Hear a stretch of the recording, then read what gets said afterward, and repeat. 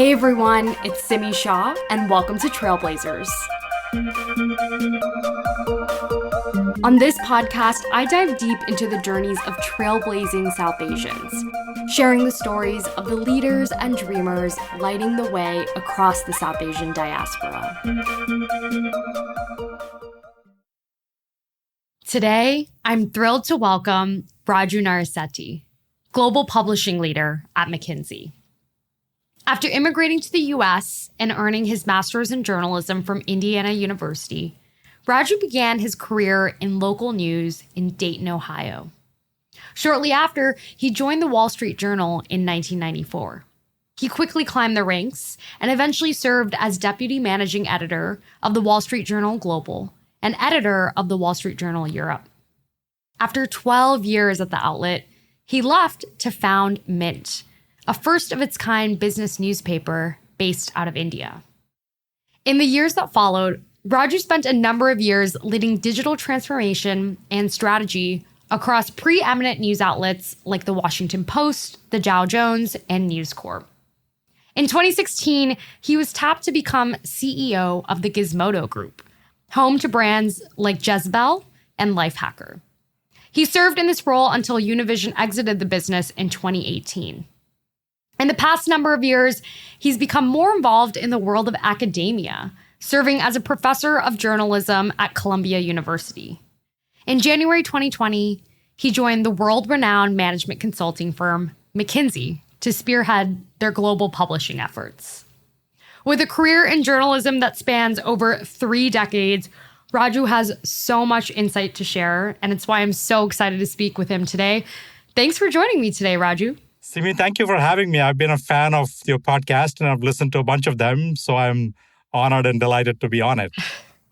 I appreciate that. So I want to go way back to the beginning, which is when you were in India, you went to journalism school, and then you started your career at the Economic Times.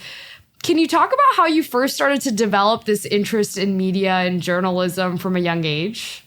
Yeah, I wish I could tell you that it was a planned move to journalism. I actually went to business school, got an MBA, worked as a sales manager for a big dairy products company selling cheese and butter for about a year and a half, and realized that that's not how I want to spend the rest of my life. And when I was thinking, what do I like doing? I realized that I most enjoyed writing about things. And perhaps I was doomed by DNA because my father was editor of a Telugu newspaper in South India. And my mother was an English literature professor. I just didn't realize that that was what was perhaps already in my DNA in some ways. So I didn't have any journalism experience. I applied to the Times of India, which is India's largest newspaper still, ran a business school that taught business and journalism. So it was a 1-year program. I applied to it, got in. And when I graduated from that, the editor of the Economic Times, T.N. Nayanan, who's one of the prominent business journalists in India even now, was willing to take a chance on me. And that's how I ended up at the Economic Times. And so then eventually you decide to come and study journalism in the U.S. You get your Master of Arts in Journalism from Indiana University in Bloomington. And then you go on to work for the Dayton Daily News, which is a common start for many journalists. They started a local paper because that's where, as people say, a lot of journalists learn to cut their teeth. How did you land that role in Dayton? What were some of your earlier experiences like at that paper? Yeah, and before I get to the Dayton job, when I was at Indiana University, I was a summer intern at the Wall Street Journal for one of 10 interns chosen that year by the Journal. And I did that in the Pittsburgh Bureau. It so happened that the business editor of the Dayton Daily News was an ex-Wall Street Journal Pittsburgh Bureau alum. And so somebody had mentioned to him apparently that intern, he seems to have done a pretty good job. So he reached out to me saying, I run at that time, the 50th largest newspaper in the country, and I'm looking for a business writer, and do you want to come and talk to me? And this was 1991, Simi, and it was a fairly tough year from a journalism industry point. It was the beginning of like a little bit of the turmoil that we've seen in the last 20 years, and there were not a lot of jobs. And so I went and met him, and Dayton was an interesting place, let me put it that way. The way they sold Dayton to me was, it's only 50 minutes from Cincinnati. So I ended up there. I had an amazing time. I learned how to actually do US business journalism because while I had studied it, my previous experience was in India. And while the Wall Street Journal internship was unreal and great, the actual how to be a good business journalist was something I picked up. And my mentor at that time was a guy named Greg Striharchik, who was the business editor there. Wow. You're talking about how back then in the early 90s, journalism was already starting to go through this transformation. And to your point, the turmoil that we've seen take place over the last 20 years.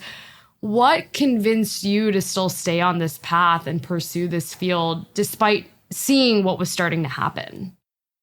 I don't think at that time there was an existential crisis. Newspapers were still doing well. The web was very new, if at all, actually. And so it was less about that the future of this industry might be in question. It was more around starting to see some influence of digital on the business side and less on the journalism side. There was no social media, there was no Facebook, and none of that. And honestly, having decided back in India that this is how I want to spend the rest of my life. And it was also fun. I mean, I worked in Dayton for about 3 years. I covered some big companies that were based in Ohio. And then about 3 years in, the Wall Street Journal came calling and said they've been tracking my work and would I like to come back in a full-time role. And, when you're into business journalism, the Wall Street Journal is where you want to spend the rest of your life.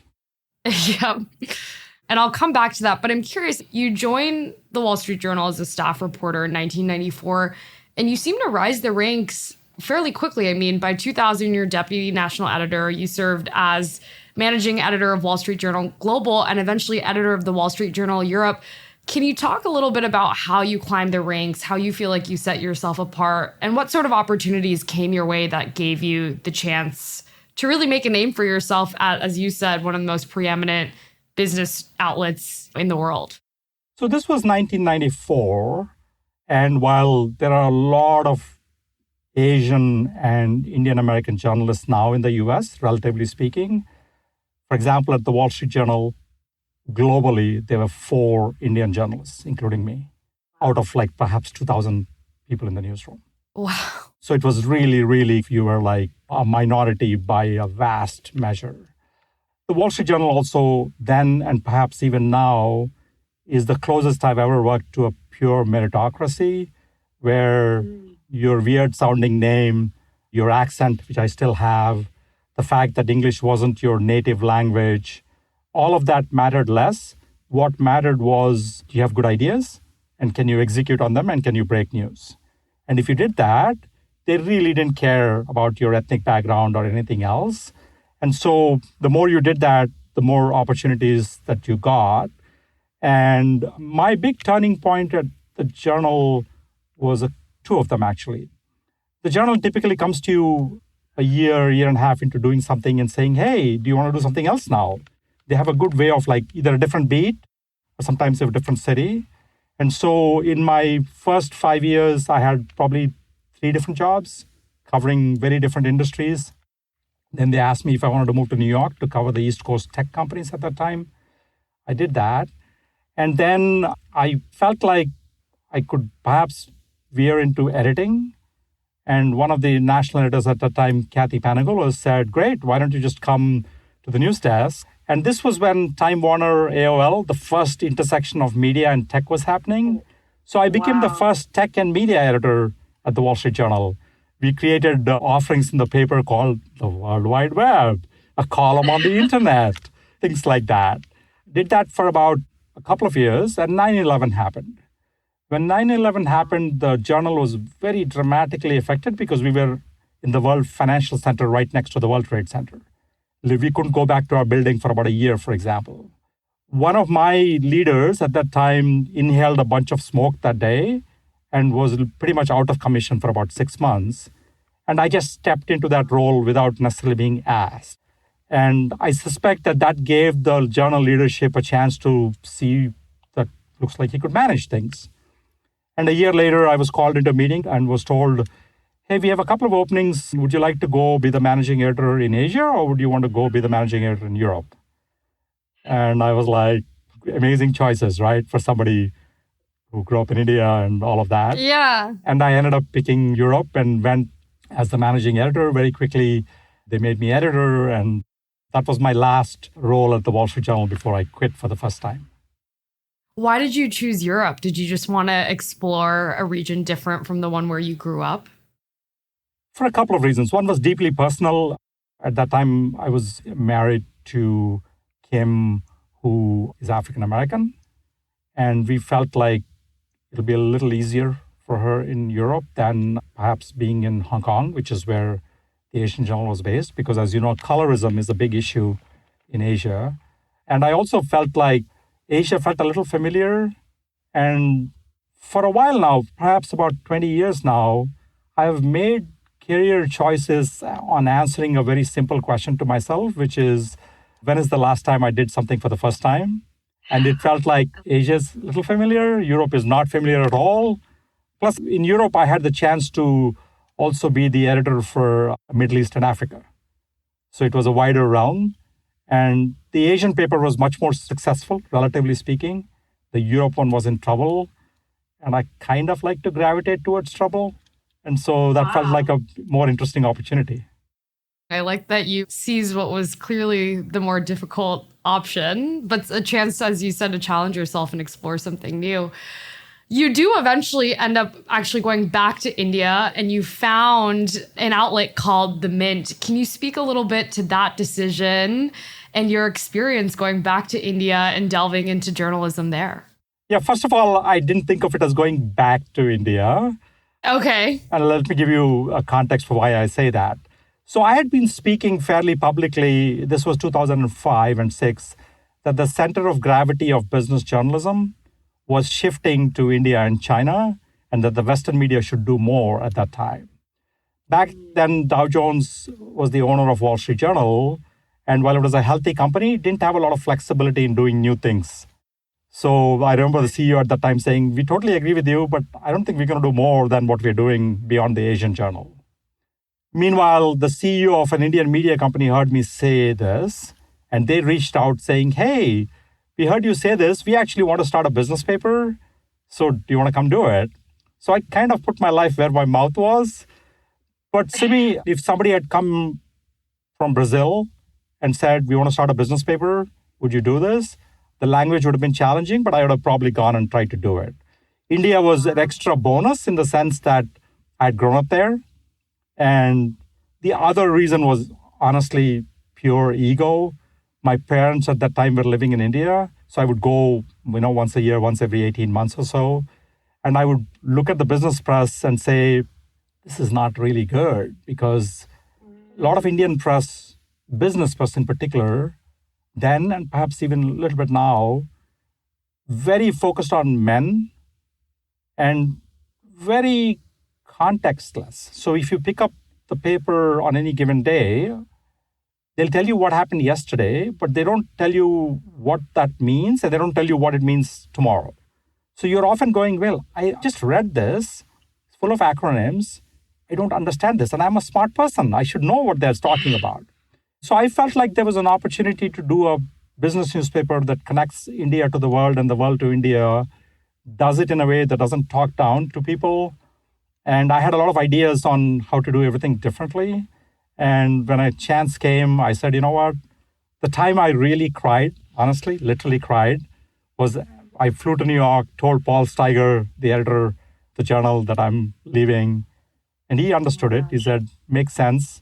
And I sat by the World Trade Center. There's the river promenade, literally cried, because I'd spent 14 years of my life at the journal. And I was the youngest person on the masthead at that time. I was the deputy managing editor for the Global Journal, head of Europe, Asia, and Middle East, the first person of color on that masthead. So I was leaving at in a way, at my peak back then, right? And you don't leave the journal. But the opportunity was too exciting to pass up. How do you think about risk? I mean, you've made these very interesting pivots. And to your point, a lot of people land at a place like the Wall Street Journal and they never leave because for a lot of them, that's the peak of what they can achieve. How have you grappled with that balance of risk aversion that a lot of first generation South Asians feel? An honest answer to that would be I have balanced it poorly. By that, I mean, there were a lot of moments when I took on new roles and left old roles where financially it made no sense to do it. If I had continued where I was, I probably would be, relatively speaking, more financially wealthier, perhaps.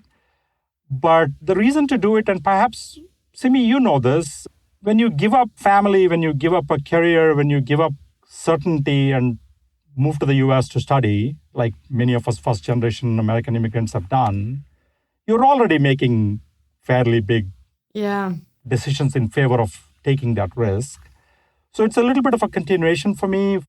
The risk that I took was to give up the business MBA and all that and move to journalism. In India, nobody did that at the time. In fact, the editor of the Economic Times told me, you're crazy to do it, but if you still want to do it, fine.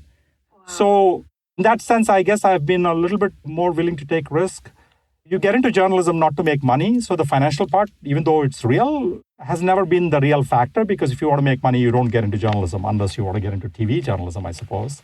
And then again, I can look back and say, and honestly, this wasn't planned, but I think somewhere along the way, I realized that the news industry, which really thrives in this idea of church and state, keeping things separate, and I think that's still valuable, actually was struggling at intersections, at the intersection of tech, product, journalism, and revenue.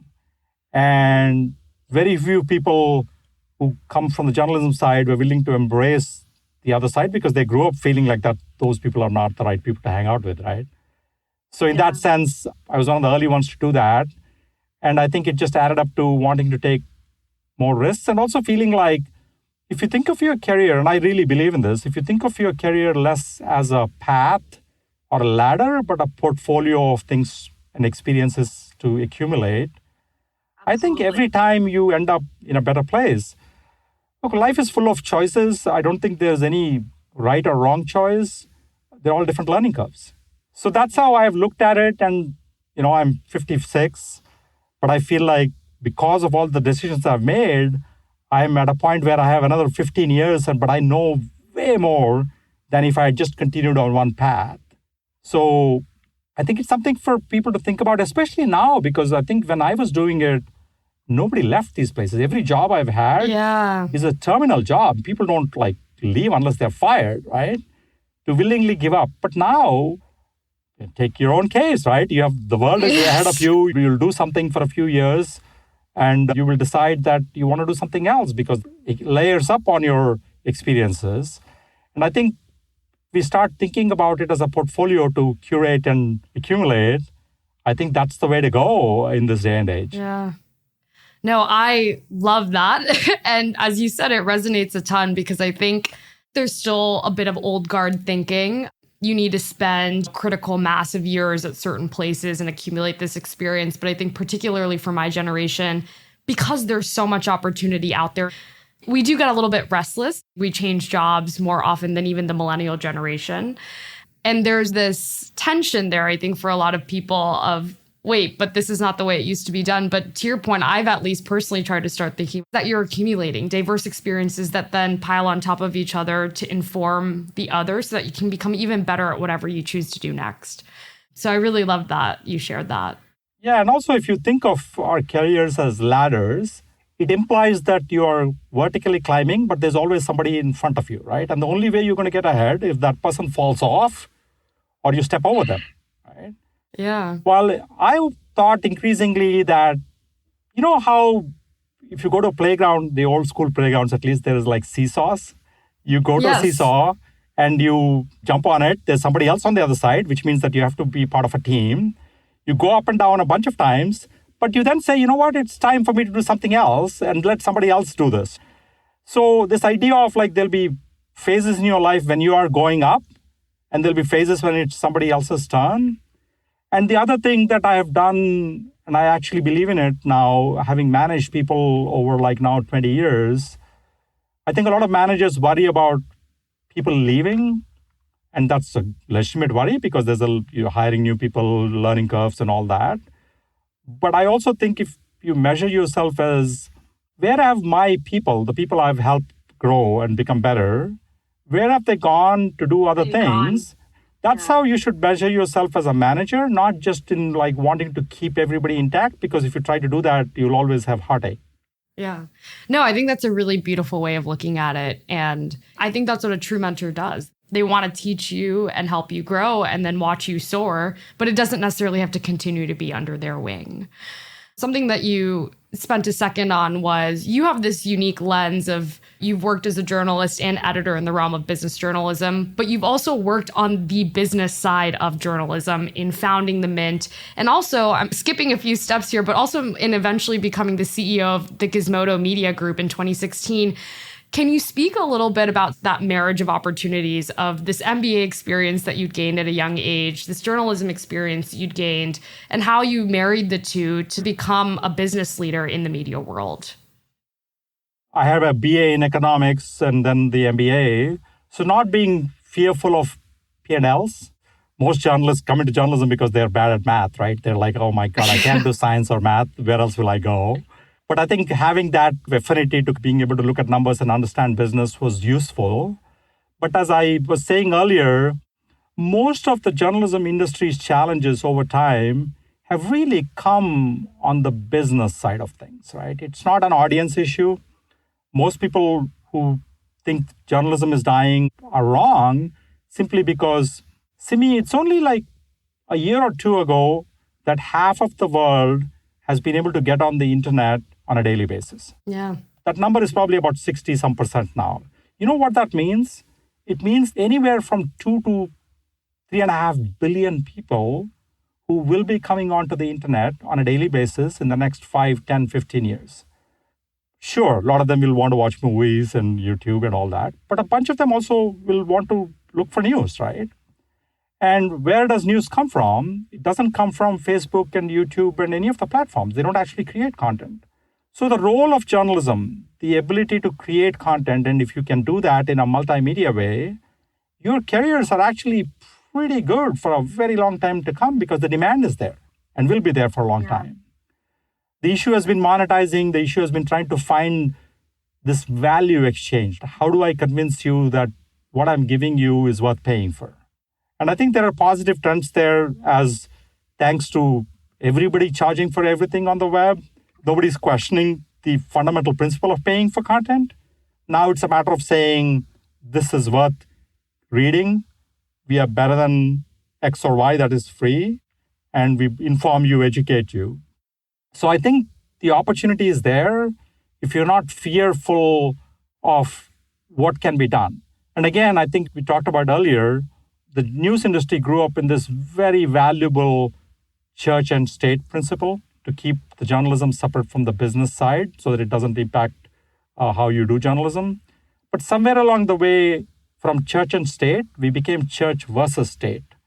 There was a breakdown in trust. A lot of newsrooms said, if you're doing advertising, you can't even come to the newsroom. They were so fearful of that. And I think that's where we made a mistake as an industry. It has to go back to church and state. We have to work together because sustainability of journalism and funding it will only come if you get the business side right. So I think I was early in kind of wanting to not fear how to make money. And that over time morphed into how to measure audiences, how to create products and try to monetize them in an honest way, right? Not clickbait and any of that. So I think that's what led me to raise my hand and jump at these intersection roles, which nobody was really wanting to because they were worried about their future. And I think now, hindsight, I think a lot of people regret not jumping onto digital early enough. Yeah. Well, you certainly have this very unique perspective, not just having been in the business for the last 3 decades, but also because after Mint, you helped lead the digital transformation for so many of these outlets, the Washington Post, Dow Jones Co. Can you speak a little bit to that evolution you've seen over the last 30 years, your work in leading digital transformation, and also to the point you just made, why you feel it's become church versus state? Yeah, so most people don't realize this, but when I launched Mint in India we planned it in 2006 and launched it in February 2007, it It was actually perhaps one of the first newsrooms in the world where digital and print were a single newsroom. Back then, there was still a print newsroom and a tiny digital operations rest of the world. So I think part of the reason the Washington Post came calling, and I was the first outside managing editor they ever hired in their history, was for about 10 years, they had kept their print and online news operations separately. One was in Virginia, one was in DC. And I think they felt like as the business pressure mounted, they felt like we can't have two separate major cost centers that don't talk to each other. And so they hired me to kind of combine those two. And we were very early in the process and fairly successful. This was all well before Jeff Bezos acquired them. And quickly, over a difficult 3-year period, we're able to create a single newsroom, which I think is still the foundation for the long-term success of the Washington Post. We hired a lot of people who are still there, brought in a lot of digital talent. And I think the problem never was the audience. I think the problem was the news industry made one fundamental wrong assumption, which is we assumed that every 1,000 or people that we add to our digital audience, we could increase the ad rates like we were able to do in print. The reason we were able to do it in print was because we wouldn't label it that, but we actually had a monopoly on a region, right? Meaning somebody to come into the Washington, D.C. area, set up a printing plant, set up distribution, and actually supply a new paper, the barriers to entry were so high. And so we were able to, if we added 1,000 new print subscribers, we turned around and told advertisers, hey, pay us more. And they paid. We thought the same thing would apply in digital. So we gave it away and said, let's just get the eyeballs and then we'll figure out how to increase rates. What we didn't realize as an industry was that the barriers to entry were zero. Very low. Yeah. Exactly.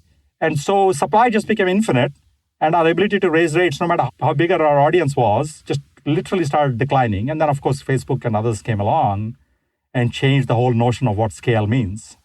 And by the time I think the industry realized it, and I left the Washington Post partly because at that time there was no willingness to even consider a pay model. And I was like, I think that's not the right long-term strategy. And then Wall Street Journal, my former home, called me back. And I think it took a courageous move in mainstream media, right? The Wall Street Journal and the FT were always paid. A courageous move by the New York Times, actually. First attempt failed in the New York Times, but subsequent attempts have been so remarkably successful that it gave a lot of people the hope, and they've since followed. Now, most papers have some pay model.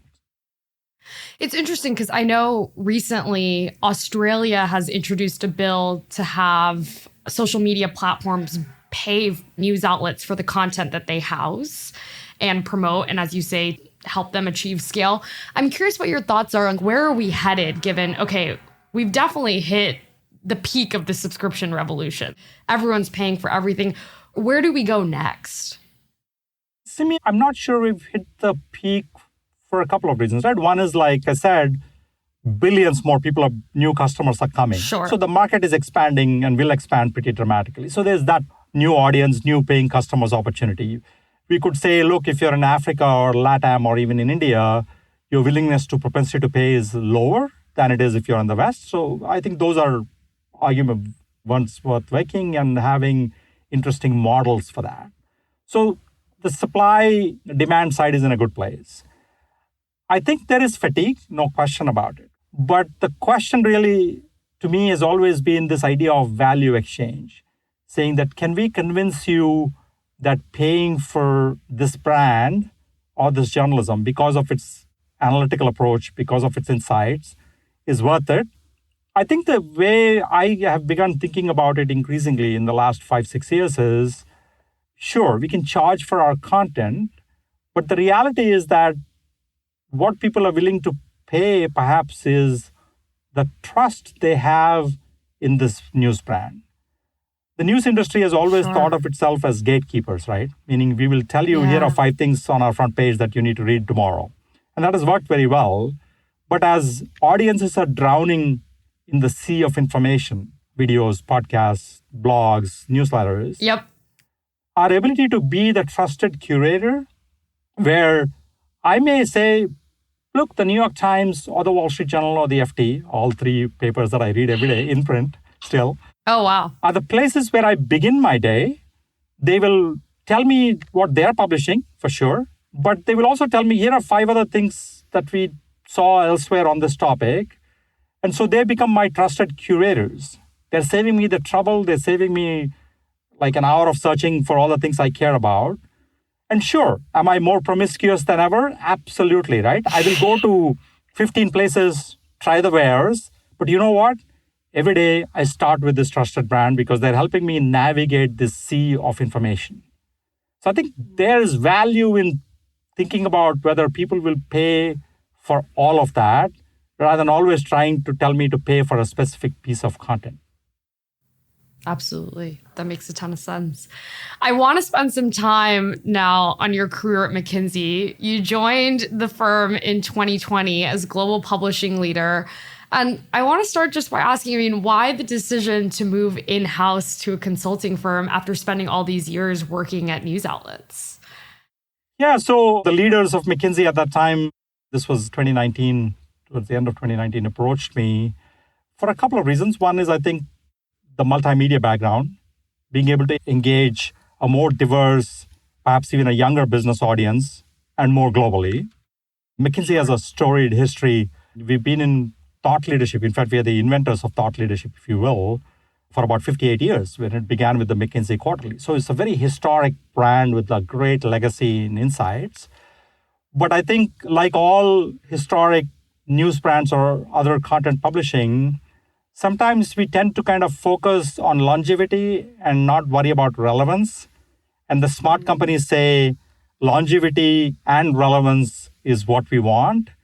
And sometimes you need to kind of over-index relevance, create more engaging experiences, attract newer audience, think about how to get people to spend more time with you. Because the days of a particular publisher publishing on a topic that nobody else is no longer really the case, right? Everybody wants to publish about sustainability.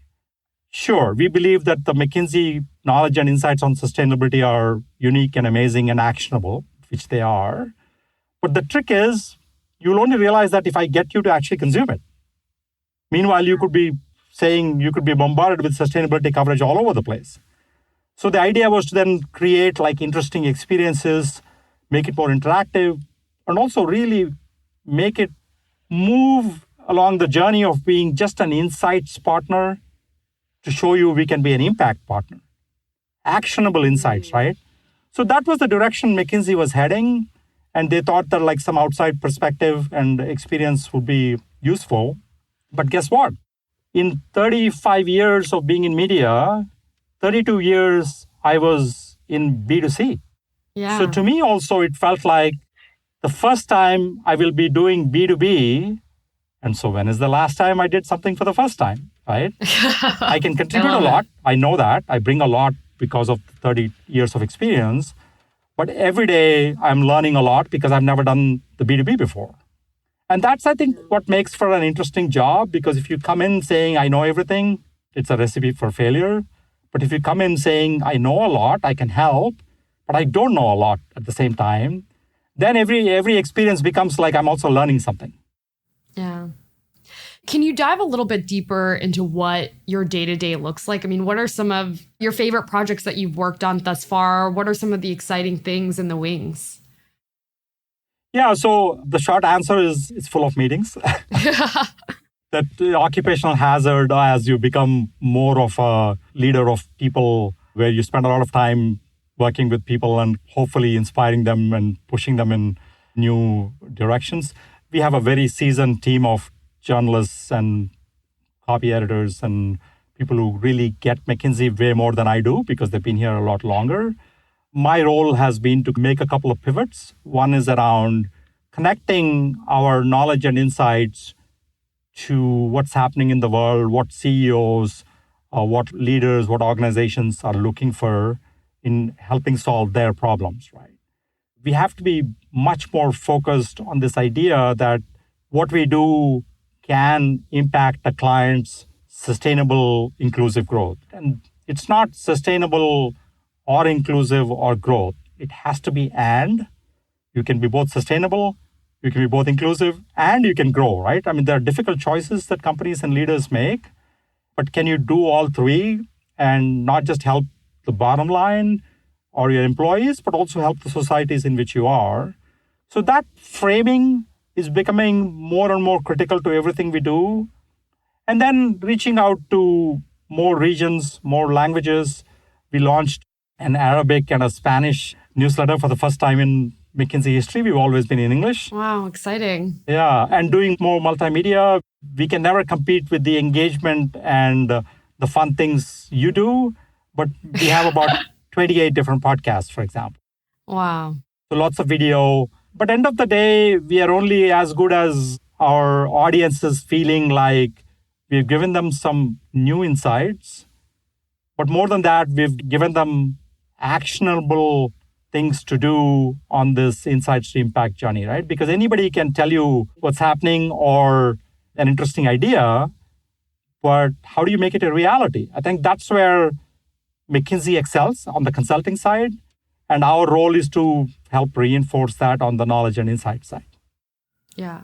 Well, it reminds me a lot about what you were talking about with Mint, where in India you would get the business journalism, but no context on how it was actionable. What have been the major differences in spearheading a media organization within a company versus leading a standalone media organization? Yeah, so we don't necessarily think of ourselves as media in the sense that we are not here to cover news or opine on public policy and those kind of things. We, in fact, don't do that. So our audience is more defined.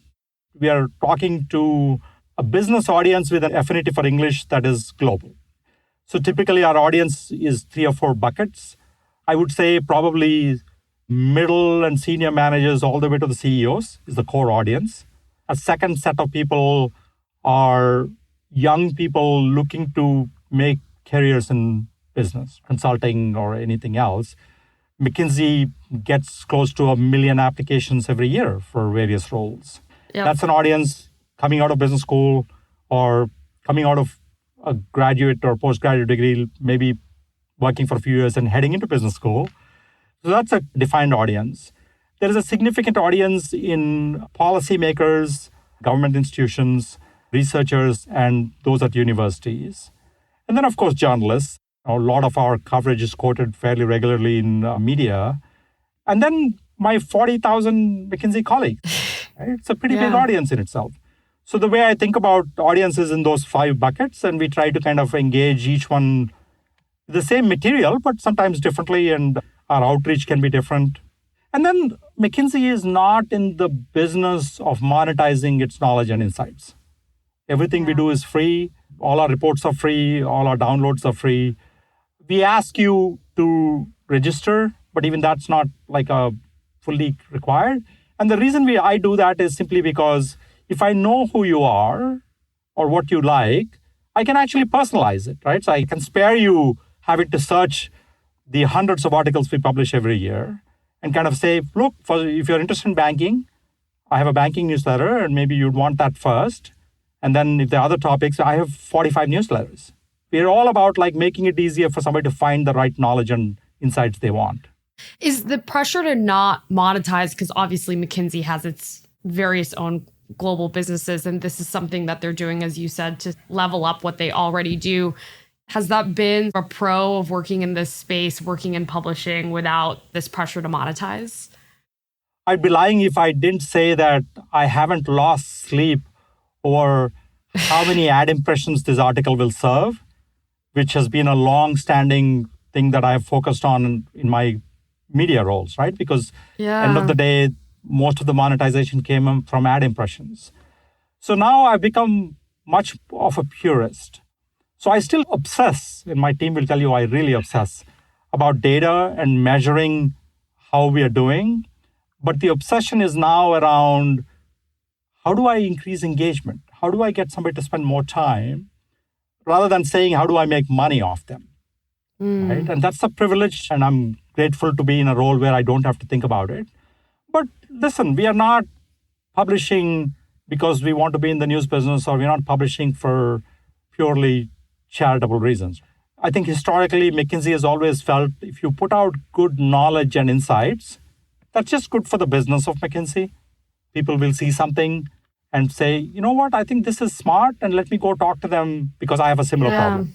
And this was never more pronounced than during COVID, when publishing became the way that McKinsey could tell the world, hey, we can help you save lives and livelihoods. Or we can tell you about what the next normal looks like. Just as we can now say, we can help you with sustainability, inclusion, and growth together. And one of the ways we can tell you is through giving you these insights and publications for free. And the hope is that you would say, you know what, this was smart actually, and this is actionable. Let me reach out. But we don't use our publishing as lead gen as a lot of my peers do.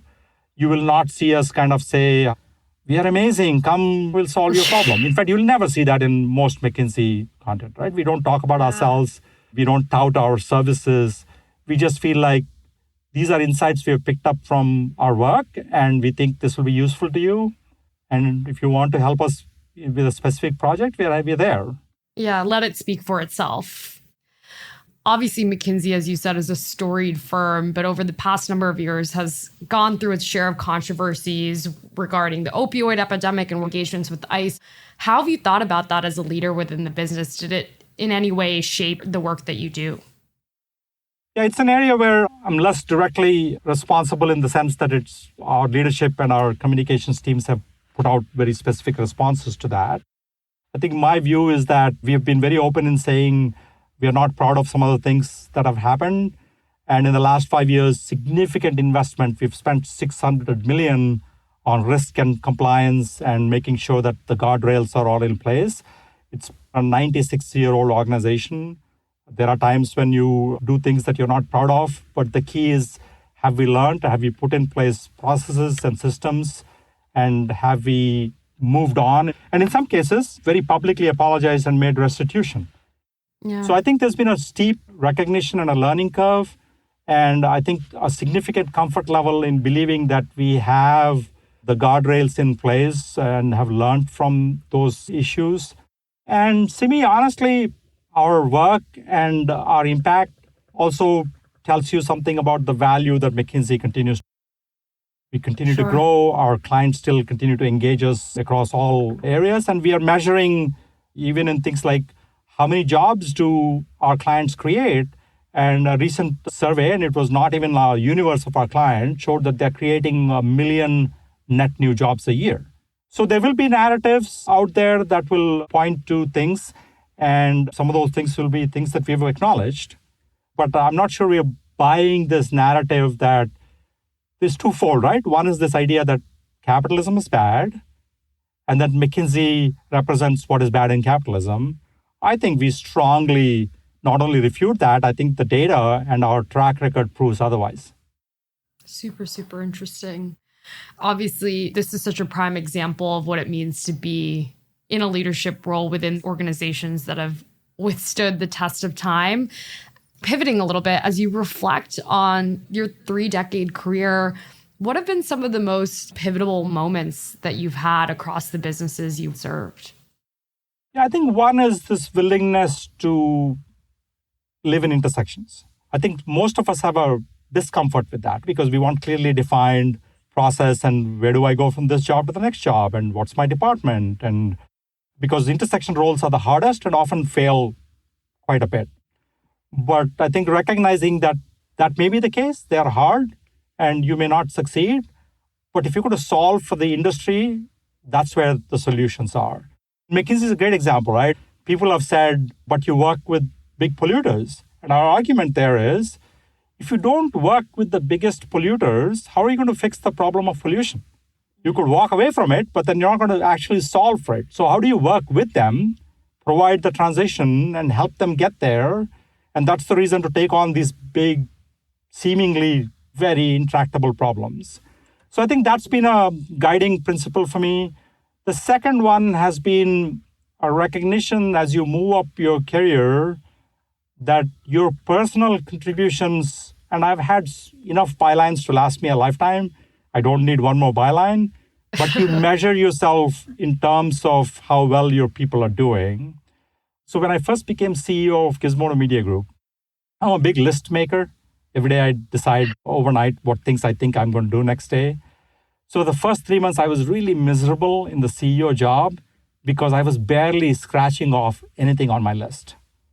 So I talked to a mentor and said, I think I'm failing because I'm so miserable. Every day I go back and say, I've done nothing. And the list kept growing and growing. So he said, well, why is that? What's happening? And I said, look, I have an open door. And throughout the day, people are coming in and I'm solving whatever the people issues are. And he said, that is the job.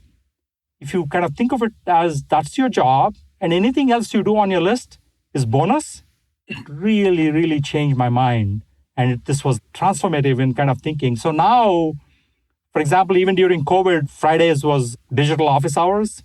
I would just set aside a bunch of time and say, anybody wants to drop in, feel free to drop in. Wow. Still an open door. And so when you said, what's your day like? And when I said meetings, I've come to the point where I love managing people. I think it's one of my strengths now. And it's a privilege to manage people. Otherwise, who wants to take on the headaches of people, right? Because that's usually the headaches of some kind or the other. So I think once you think of it that way, life becomes a little easier. And I think perhaps my moving from being a reporter to an editor and making my reporters vicariously do what I would have done as a reporter conditioned me to move along this journey. And I go back to what I've said, always asking myself, when is the last time I've done something? First time has really helped me in make smart choices and kind of say, I want to do things where I'm contributing, but also I'm learning. And it's a good frame of mind I would encourage people to have. Absolutely. I love that. And you preempted what I was going to say, because I think what's so interesting about a career in journalism compared to a lot of other fields is as you rise up the ranks, you're not doing the reporting work anymore. And you have to be okay with that. A lot of it becomes a people management, mentorship oriented role. And to that end, you have been such a clear mentor for so many in the industry, particularly in the realm of rising South Asians and Asians in media. You're a founding member of the South Asian Journalists Association. You have been teaching journalism at Columbia. What are insights you've given to some of these mentees of yours? Yeah, one is if you think of yourself as a print or radio or TV journalist, you probably have a fairly limited career. But if you think of yourself as, I'm a really good storyteller, both the reporting end and the packaging and writing end, and that I want to take my stories to where the audiences are, and I have the skills for it, right? I have the podcast skills, I have the video skills, obviously I can write. And then each one of us has strengths, right? I was a horrible writer, a fairly average writer in the sense that to me, my writing was a way to get my reporting out of the way so I can go back and report again. I love reporting. So it was perfect because when I was at the Journal, and the Journal is a very editor-driven paper, I didn't have any ego about somebody saying, hey, this phrase doesn't work, let me suggest something. And I'm like, great, right? So I think understanding what you like about various aspects of journalism and doubling down, but really picking up the core digital skills makes a huge difference. And then two, I face this all the time. If you're in New York, where people want to come to Columbia or NYU or CUNY and just want to live in New York and work in New York. I get it, right? It's the media capital of the world. But the best learning I ever did was in Dayton, Ohio. So I always tell people, go middle of the country, smaller places, because you will get to do so much more. And a few years of that will prepare you to take on these big roles. Sure, if the New York Times hires you in New York, obviously you go there, go for it. Right. But I think there's this reluctance to move away from the course, which I think actually is short-sighted. And so I would encourage people to do more of that.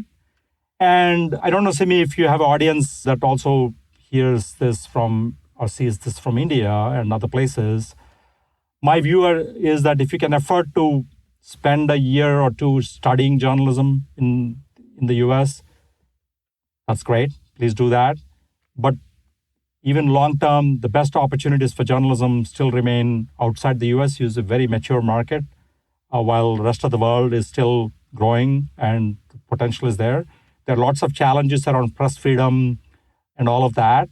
But even within the constraints of that, there's so much creativity. There's so much happening in places like India, in the ability to create products and engage audiences that don't be so unwilling to kind of go back home, if you will. Yeah, I love that. You've charted such an incredible career at various organizations. Something that I have really admired about your path is you seem so adaptable to change. I mean, I think such a clear example of that is obviously the digital transformation, but even something as simple as you talked about how early in your career, social media wasn't a thing. Today, you have 50,000 followers on Twitter, and that's a huge channel for you. How do you think about personally evolving to grow as a leader in media and journalism and in any industry for that matter? I think to be willing to kind of learn, right? I mean, you have to be humble enough to know what you don't know. And I said this in various contexts. I usually, when I walk into a room of like my team, I drop the IQ and increase the age. And you should be willing to surround yourself with people who can tell you a lot and be willing to trust them to be open enough. I can be directive. A part of my challenge sometimes is the balancing of being a telescope and a microscope. Right? I'm very eager to execute very well. But if I stay there, then I'm not doing my job of being strategic and long-term. And I struggle with that. And that's an ongoing struggle, but I'm aware of that struggle. Yeah. And I think being just humble about it, and this is not a humble brag, right? There are people in my team who will run circles around me on SEO, on podcast, on audience development, and I have to let them run circles around me. My knowledge and my practical experience is dated in some ways. I'm good at directionally asking the right questions and pointing to things, but they are the experts now. And I think having that ego, or at least the strength of your ego to say, that's okay. And if I don't admit every year, I look back and say, God, I did some of these stupidest things. And that's fine. I think if we didn't do that, then we should be worried that are you really learning? So I think it's just that. And also, I feel like I have another 15 years of amazing things to do. At the same time, it is my responsibility to let the people in their 30s and 40s to kind of become leaders, right? To help amplify them. And I use my Twitter, for example, a lot to celebrate the success of a lot of my former colleagues, right? Because you want to use your platform to point out the amazing leadership that's coming. Because end of the day, look, Saja was like 50 people when it began, less than that. It's probably a couple of thousand now. But it's a couple of thousand in a country of hundreds of millions, right? So our job is still to, I think, get more voices, more diverse voices. And our industry has really not done a good job. Sometimes I think they've used Asians and particularly Indian Americans as a bit of a proxy for not doing the hard work around Native Americans, around Latinos. So we have to be conscious of our own privilege and that's been accorded to us, but then continue to work to kind of expand what we mean by diversity. Yeah, absolutely. Thank you for sharing that. The last question I have for you today is, okay, you've got another 15 years at least. What's next for you? I'm having a really fun time. Our numbers are amazing. We're on track to triple our audience in 5 years. And it's a pretty ambitious goal we have set for ourselves. The team is amazing. And McKinsey offers lots of resources to kind of execute on this. So no plans other than having fun and making sure that the team feels we are entering all firms, we are entering in all companies, we are entering a period of uncertainty. Macroeconomic environment is tough. And so my role is to make sure that, A, we have the resources to meet the firm's needs, but also to kind of make sure that I'm protective of the team and their own aspirations and careers. And while we may pull back on things like travel and other things, if I can protect professional development opportunities and make sure there's enough resources for that, I think that's job well done. And if the economy improves, then we can do more things. You know, every time you talk, I'm like, I hope I have a boss like you.